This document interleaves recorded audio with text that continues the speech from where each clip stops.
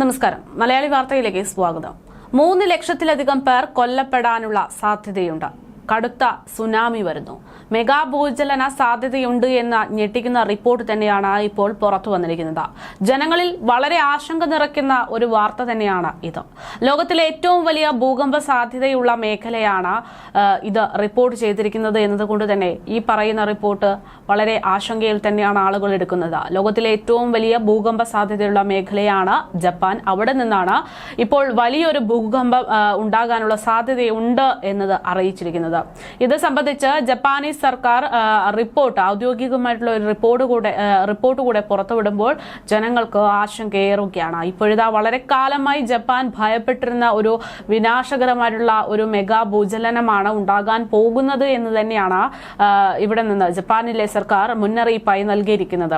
വിനാശകരമായിട്ടുള്ള സുനാമികൾ സൃഷ്ടിക്കാനും 3 ലക്ഷം പേരുടെ ജീവൻ അപഹരിക്കാനും പോരുന്ന സംഹാരശേഷിയുള്ള ഭൂചലനമായിരിക്കും ഇതെന്നാണ് ജപ്പാനീസ് സർക്കാർ പുറത്തുവിട്ടിട്ടുള്ള റിപ്പോർട്ടിൽ മുന്നറിയിപ്പായി പറയുന്നത്. റിപ്പോർട്ടിൽ പറയുന്നത് പ്രകാരം റിക്ടർ സ്കെയിലിൽ 9 തീവ്രതയുള്ള ഭൂകമ്പം ഉണ്ടാകാൻ സാധ്യതയുണ്ട് എന്നാണ് മനസ്സിലാക്കാൻ സാധിക്കുന്നത്. ദുരന്തമുണ്ടായാൽ 1.23 ദശലക്ഷം പേർ. ജപ്പാന്റെ മൊത്തത്തിലുള്ള ജനസംഖ്യയിൽ എടുത്തു നോക്കുമ്പോൾ ജപ്പാന്റെ മൊത്തം ജനസംഖ്യയിൽ 1% ആളുകൾ വരുന്ന ആളുകളുടെ ജീവനെടുക്കാനാണ് ഈ ഭൂകമ്പത്തിന് സാധിക്കുക എന്നതാണ് ഇപ്പോൾ റിപ്പോർട്ടുകൾ പുറത്തുവരുന്നത്. ഭൂകമ്പം ഉണ്ടായാൽ വലിയൊരു കുടിയൊഴിപ്പിക്കൽ തന്നെ ഇവിടെ ഉണ്ടാകാനുള്ള സാധ്യതയുണ്ട്. ശൈത്യകാലത്ത് രാത്രി വൈകി ഭൂകമ്പം ഉണ്ടായാൽ ദുരന്തം പ്രതീക്ഷിച്ചതിലും വലുതായിരിക്കും എന്നുള്ള ആശങ്കയും ഇവിടുത്തുകാർക്ക് ഇപ്പോൾ ഉണ്ട് എന്ന് തന്നെ മനസ്സിലാക്കാൻ സാധിക്കുന്നു. കെട്ടിടങ്ങൾ തകരും, സുനാമി ഉണ്ടാകും, ഏകദേശം 2 ലക്ഷത്തിലധികം പേരെ മരിക്കാൻ സാധ്യതയുണ്ട് എന്നൊക്കെ തന്നെയാണ് ഇതുമായി ബന്ധപ്പെട്ട് റോയിട്ടേഴ്സ് റിപ്പോർട്ട് ചെയ്തിരിക്കുന്നത്. അതേസമയം ജപ്പാന്റെ സാമ്പത്തിക വ്യവസ്ഥയെയും ഈ ഒരു ഭൂകമ്പം തകർക്കാനുള്ള സാധ്യതയുണ്ട്. 1.81 ട്രില്യൺ ഡോളർ വരെ നഷ്ടം ഉണ്ടാക്കാൻ ഇതിനെ കൊണ്ട് സാധിക്കുമെന്നാണ് സർക്കാർ ഇപ്പോൾ കണക്ക് കൂട്ടുന്നത്. 2013 ജപ്പാനീസ് സർക്കാരിന്റെ ദുരന്ത നിവാരണ സംഘത്തിന്റെ മുന്നറിയിപ്പിൽ നാൻകായി ട്രാഫിൽ 9.1 തീവ്രത രേഖപ്പെടുത്തിയിട്ടുള്ള ഭൂകമ്പം ഉണ്ടായാൽ മിനിറ്റിനുള്ളിൽ 10 മീറ്ററിൽ 33 അടി ഉയരത്തിൽ സുനാമിക്ക് കാരണമാകും എന്ന് തന്നെയാണ് മനസ്സിലാക്കുന്നത്. ഇത് ജപ്പാന്റെ പസഫിക് തീരത്ത് ആഞ്ഞടിക്കാനും 3,23,000-ലധികം ആളുകളുടെ ജീവൻ അപഹരിക്കാനും കാരണമായേക്കും. 2 ദശലക്ഷത്തിലധികം കെട്ടിടങ്ങൾ നാശനഷ്ടം സംഭവിക്കുന്ന രീതിയിൽ വരും. 220 ട്രില്യൺ yen വരെ നഷ്ടത്തിനുള്ള കാരണമായേക്കുമെന്ന് തന്നെയാണ് ഇപ്പോൾ മുന്നറിയിപ്പായി നൽകിയിരിക്കുന്നത്. ഏകദേശം 900-ലധികം മീറ്റർ നീളമുള്ള ഒരു അണ്ടർ വാട്ടർ സബ്ഡക്ഷൻ സോണാണ് നാൻകായി ട്രാഫ് എന്ന് പറയുന്നത്. ഇതിനു താഴെ യൂറോപ്യൻ ഫലകം ഫിലിപ്പൈൻ കടൽ ഫലകമായി കൂട്ടി ഇടിക്കുന്നുണ്ട്. ഈ ഒരു കൂട്ടിയിടി ഫിലിപ്പൈൻ കടൽ ഫലകത്തെ യൂറോപ്യൻ പ്ലേറ്റിനടിയിലേക്കും ഭൂമിയുടെ ആവരണത്തിലേക്കും തള്ളിവിടുന്നുണ്ട്. സബ്ഡക്ഷൻ സോണിലുള്ള ആ ഒരു ഫ്ലോട്ടുകളിൽ സമ്മർദ്ദം വർദ്ധിക്കുന്നതൊക്കെയാണ് ഈ അപകടത്തിന് കാരണമായി മാറുന്നത്.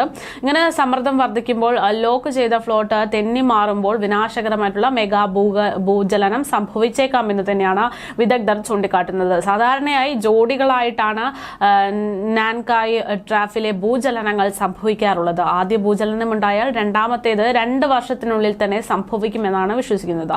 രണ്ടാമത്തെ ഭൂചലന സാധ്യത 100 മുതൽ 3600 മടങ്ങ് വരെ വർദ്ധിക്കും എന്നും പഠനങ്ങൾ ചൂണ്ടിക്കാട്ടുന്നുണ്ട്. ലോകത്തിലെ ഏറ്റവും വലിയ ഭൂകമ്പ സാധ്യതയുള്ള മേഖലകളിൽ ഒന്ന് തന്നെയാണ് ജപ്പാൻ. 1944-ലും 1946-ലും ഒക്കെ ഇത്തരത്തിൽ ഇരട്ട ഭൂകമ്പങ്ങൾക്ക് ജപ്പാൻ സാക്ഷ്യം വഹിച്ചിട്ടുണ്ട്. 2022 ജപ്പാനിലെ ഭൂകമ്പ ഗവേഷണ സമിതി അടുത്ത 30 വർഷത്തിനുള്ളിൽ ഒരു മെഗാ ഭൂകമ്പം ഉണ്ടാകാനുള്ള സാധ്യതയുണ്ട് എന്നും 70 മുതൽ 80% വരെ ഇതിനൊരു ഉറപ്പ് നൽകുന്നുണ്ട് എന്നൊക്കെ പ്രഖ്യാപിച്ചിരുന്നു. ആ ഒരു ഭൂകമ്പമാണോ ഇപ്പോൾ വരാൻ പോകുന്നത് എന്നുള്ള ഒരു ഭയം അധികൃതരിലുണ്ട്. 2024 ഓഗസ്റ്റ് 8-ന് ദക്ഷിണ ജപ്പാനിൽ 7.1 തീവ്രതയുള്ള ഒരു ഭൂകമ്പം ഉണ്ടായിരുന്നു.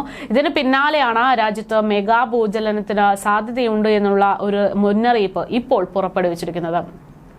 9 തീവ്രത രേഖപ്പെടുത്തിയിട്ടുള്ള ഭൂകമ്പത്തിന് സാധ്യതയുണ്ട് എന്ന് തന്നെയാണ് ഇന്ന് പ്രവചിക്കപ്പെട്ടിരിക്കുന്നത്. 2011 9.0 തീവ്രത രേഖപ്പെടുത്തിയിട്ടുള്ള ഭൂകമ്പം ജപ്പാനിൽ വലിയ വിനാശയ്ക്ക് വഴിവെച്ചിരുന്നു എന്നത് ഈ ഒരു സൂചന പുറത്തു വരുമ്പോൾ പലരും ഓർത്തെടുക്കുകയാണ്. ഇതിന്റെയൊക്കെ ഫലമായിട്ട് ഫുക്കുഷിമ ആണവ നിലയത്തിന്റെ ട്രിപ്പിൾ റിയാക്ടർ ഉരുകി 15,000-ലധികം ആളുകൾ കൊല്ലപ്പെടുന്ന ഒരു സാഹചര്യം ദയനീയമായിട്ടുള്ള ഒരു കാഴ്ച തന്നെയായിരുന്നു അന്ന് പുറത്തു വന്നത്.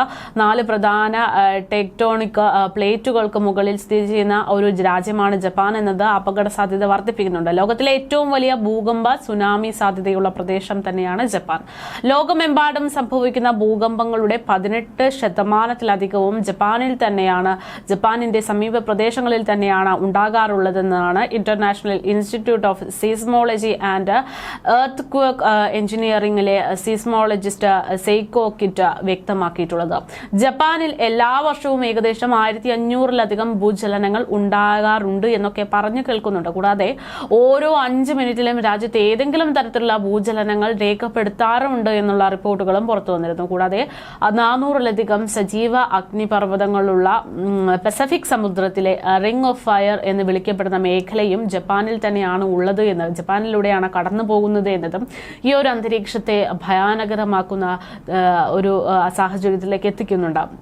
ഭൂകമ്പം ലോകത്ത് എവിടെയും എപ്പോഴും ഉണ്ടാകുമെന്ന് മുൻകൂട്ടി പ്രവചിക്കാനുള്ള സാങ്കേതിക വിദ്യ ഇന്നും ലഭ്യമല്ലാത്തത് കൊണ്ട് തന്നെ ഈ ഒരു സാധ്യത തള്ളിക്കളയാൻ സാധിക്കില്ല. എന്തായാലും ഇപ്പോൾ ദുരന്ത സാധ്യതയുള്ള പ്രദേശങ്ങളിൽ ഉയർന്ന അപകട സാധ്യതയുള്ള സമയം തിരിച്ചറിഞ്ഞ് മുന്നറിയിപ്പുകൾ നൽകാനുള്ള സാങ്കേതിക വിദ്യകളുണ്ട്. ഇത് ജപ്പാനിലടക്കം വികസിപ്പിച്ചുകൊണ്ടിരിക്കുകയാണ്. ഈ ഒരു സാഹചര്യത്തിലാണ് ഇപ്പോൾ ഇത്തരത്തിലൊരു മുന്നറിയിപ്പ് പുറത്തു വരുന്നത്. അതുകൊണ്ട് തന്നെ സർക്കാർ പുറപ്പെടുവിക്കുന്ന ഈ ഓരോ പുതിയ വിവരങ്ങളും ശ്രദ്ധാപൂർവം നിരീക്ഷിക്കുകയും ഇതിനുവേണ്ടിയുള്ള തയ്യാറെടുപ്പുകൾ എടുക്കുകയും ചെയ്യണം എന്ന് തന്നെയാണ് ജനങ്ങൾക്ക് നൽകുന്ന മുന്നറിയിപ്പ്. ഭൂകമ്പം ഉണ്ടായിക്കഴിഞ്ഞാൽ ഉടൻ തന്നെ ആ പ്രദേശങ്ങളിൽ ഭൂകമ്പം ഉണ്ടാകാൻ സാധ്യതയുള്ള ആ ഒരു പ്രദേശത്ത് നിന്ന് മാറി താമസിക്കാൻ തയ്യാറാകുക എന്ന് തന്നെയാണ് ഒരു മാർഗമായി പറയുന്നത്. ഇത് ജപ്പാനീസ് സർക്കാർ ജനങ്ങളോട് ആവശ്യപ്പെടുന്നുണ്ട്. ജനങ്ങൾ ഇത് മനസ്സിലാക്കണം എന്ന് തന്നെയാണ് പറയുന്നത്. അതേസമയം കഴിഞ്ഞ ദിവസം ഇത്തരത്തിൽ വലിയൊരു ദയനീയമായിട്ടുള്ള ഒരു കാഴ്ച പാകിസ്ഥാനിൽ നിന്ന് വന്നിരുന്നു. പാകിസ്ഥാനിലെ ബലൂചിസ്ഥാനിൽ വലിയൊരു ഭൂകമ്പം ഉണ്ടായിരുന്നു. ഏകദേശം 4-6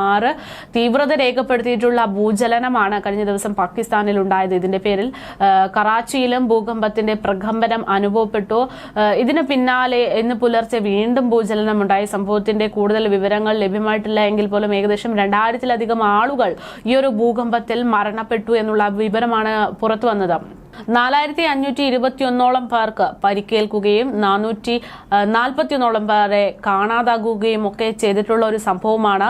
ഇവർക്ക് വേണ്ടി സഹായം എത്തിക്കാൻ ഇനിയും സ്ഥലങ്ങൾ പല ഇടങ്ങളിലും പ്രവർത്തിച്ചു വരുന്നുണ്ട്. അതേസമയം ഇവർ എവിടെയാണ്, ഈ കാണാതായവർ എവിടെയാണ് എന്നുള്ളതിന്റെ തിരച്ചിൽ നടത്തിക്കൊണ്ടിരിക്കുകയാണ്. വെള്ളത്തിന്റെയും മരുന്നിന്റെയും ഒക്കെ ക്ഷാമം രൂക്ഷമാകുന്ന ഒരു സാഹചര്യത്തിൽ ഇത്തരത്തിലുള്ള പ്രദേശങ്ങളിൽ പകർച്ചവ്യാധികൾക്കുള്ള സാധ്യതയും ഉണ്ട് എന്നുള്ള റിപ്പോർട്ടുകളൊക്കെ പുറത്തു വരുന്ന സാഹചര്യത്തിലാണ് ഇപ്പോൾ മറ്റൊരു ഭൂചലനം കൂടെ ഉണ്ടാകാൻ പോകുന്നു എന്ന് സൂചന നൽകുന്നത്. എന്തായാലും തുറസായ സ്ഥലങ്ങളിൽ വീടുകൾ നഷ്ടപ്പെട്ടവരൊക്കെ കഴിയുന്ന ഒരു സാഹചര്യമാണ് പൊതുവെ ഈ ഭൂകമ്പം ഉണ്ടാകുമ്പോൾ കാണാൻ സാധിക്കുന്നത്. ഐക്യരാഷ്ട്ര സംഘടനയുടെ ഏജൻസി ആയിട്ടുള്ള UNHCRന്റെ നേതൃത്വത്തിലൊക്കെ രക്ഷാപ്രവർത്തനങ്ങളൊക്കെ ഏകോപിപ്പിക്കാനുള്ള ശ്രമങ്ങളൊക്കെ നടത്തിക്കൊണ്ടിരിക്കുന്നതിനിടെ സൈനിക ആസ്ഥാനം അടക്കമുള്ള ഭരണകേന്ദ്രങ്ങളിൽ ഭൂകമ്പം വലിയ നാശം വരുത്തിയിട്ടുള്ള സാഹചര്യത്തിൽ രക്ഷാപ്രവർത്തനത്തെ ബാധിച്ചുകൊണ്ടിരിക്കുന്ന ഒരു സാഹചര്യത്തിലാണ് മറ്റൊരു ഭൂകമ്പ സൂചന കൂടെ പുറത്തുവരുന്നത്.